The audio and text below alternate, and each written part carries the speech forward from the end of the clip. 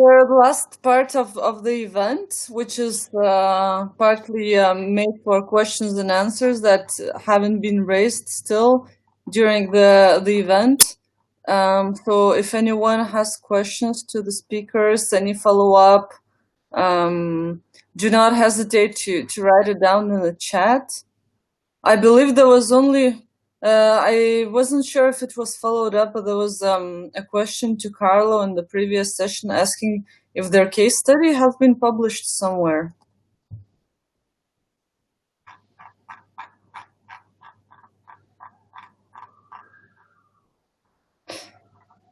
Okay, do you hear me? Yes. Yeah, okay. Well, not yet, because the final implementation of the whole job family model in Poste Italiane has been in September of 2020. So we now have a fantastic framework. We have all the job roles defined, and we are putting them in our systems. And only HR people in Poste Italiane are working on that. But in the next month, we are going to extend to all the people in Poste Italiane, and so we for sure will do a case of it, and maybe we will try to publish in different channels, and I will give it to everyone who is interested in it.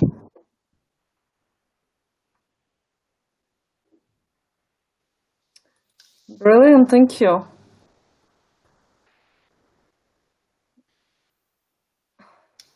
Is there any more questions from the participants? We're still having the last opportunity.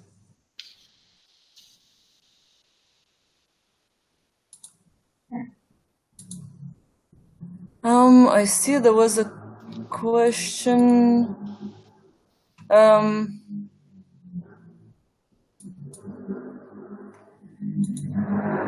Yeah, no, I don't see any more. So from all the speakers who are still around, any final comments from your side on the topics that we've been discussing today?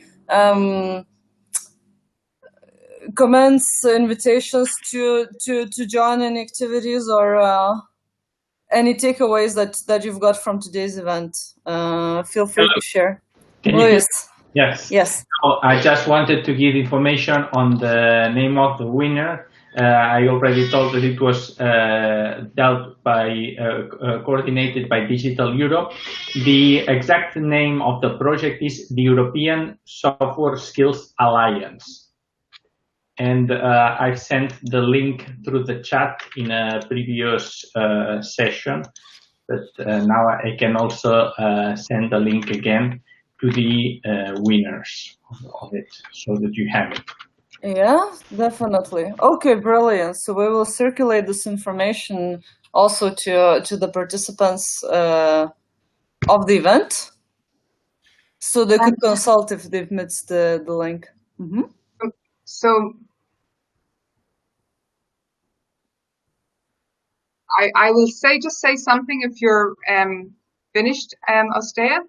Sure. Mm-hmm. Okay. So I just wanted to say to the panelists from the two sessions and to all of the speakers that I think we've had amazing insights today, and I think we've really managed to achieve what we set out to do, which was to show how all of the different players in Europe have come together and have a part to play in achieving this agenda. Because Europe really does need these top level skills, right from the digital skills for citizens up to the high tech competences required by emerging and indeed, I suppose, already embedded technologies, AI, robotics, cloud, blockchain, whatever. The list is growing all the time. And we need to do this to remain competitive and cutting edge in Europe. It's really critical for us. And it's so important, therefore, that we do leverage the strength and the commitment of all of the players who've been represented here today, as well as other industry and higher education, representatives of social innovation and research, and the broad range of stakeholders across Europe.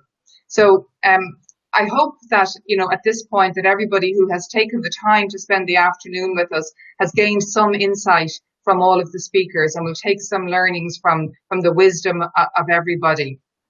And so whether we have a particular interest, a personal or organizational interest in skills for citizens or skills for high-level professionals. I think it's important that we realise that they're facets of the same issue. And, you know, if we work together and realise that all levels of skills and skill development is really important, that we'll get the best outcomes. So we need to continue to work together to expand our horizons and to share with each other the best experience and expertise that we have. Thank you. Okay, I Can think. I add something to that? Oh, Carmen, you want to go first? No. I'm supposed to be saying a few words before we close, but after Mary, I don't think I can say much. Okay, I just wanted to make a brief comment on something in the chat. There are two questions there. One is asking for whether the foundational body of knowledge has been used at the undergraduate level. I'm not quite sure about that. And Claire stated it would be interested to hear any views or ideas on integrating the 4 pillars in education or the workforce. And talking about education, there is this Wednesday another session on the ICT curriculum guidelines based on ECF. So perhaps you'll get some more ideas there. We did have a workshop on that, I think it was early May, where there were also some other presentations from other universities throughout Europe using the ECF. So that might be also interesting to Connor, who posted that question. I just wanted to add that. What I want to say is,